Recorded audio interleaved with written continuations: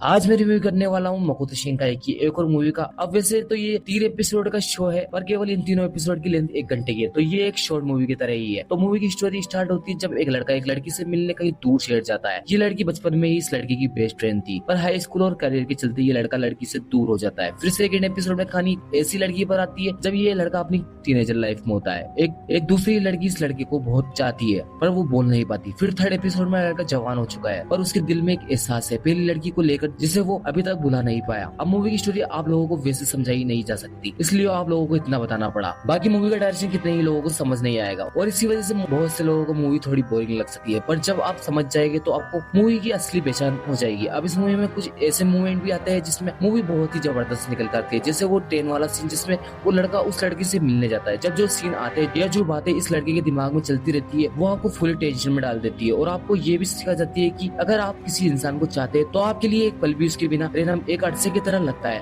और इस सीन में ये सब आपको भी फील होता है। बाकी मूवी में आजकल के मॉडर्न टाइम को भी दिखाया है जिसमें कई लोग अपने काम की वजह से अपनी जिंदगी अपने लव लाइफ को उस तरह से जी नहीं पाते जिस तरह से वो जी सकते थे। बाकी मूवी के लास्ट में जिस तरह से लड़की की जिंदगी बदलती है और जो उसे जिंदगी का एक अधूरा एहसास रह जाता है उससे कुछ लोग रिलेट करेंगे। तो और मूवी डीप है और कितने ही लोगों को समझ नहीं आएगी क्योंकि मूवी के पार्ट्स को दिखाया है कुछ इस तरह से है कि वो यूनिक बनकर रह जाती है, और शायद इसलिए ही मुझे मूवी इतनी कनेक्ट नहीं कर पाई जितनी कर सकती थी। शायद इसमें मेरी ही गलती हो सकती है कि मूवी मुझे उस तरह से समझ नहीं आई। बाकी मूवी का एनिमेशन अच्छा ही देखने को मिलता है जैसे मकोतो शिंकाई की मूवीज में होता है। वो नेचर फ्रेंडली एनवायरनमेंट जो आपकी आंखों को एक सुकून देता है। बाकी मूवी का म्यूजिक अच्छा है और वो इंस्ट्रूमेंट पियानो पर बजने वाला पीसफुल म्यूजिक। तो और मूवी मेरे लिए एक गुड वॉच रही जिसकी मीनिंग बहुत डीप है, जिसको समझने के लिए आपको थोड़ा टाइम देना पड़ेगा, और आप समझ गए तो मूवी आपकी कुल लिस्ट में आ जाएगी और कुछ अच्छी बातें भी देखने को मिल जाती है और कुछ समझने वाली बातें भी है।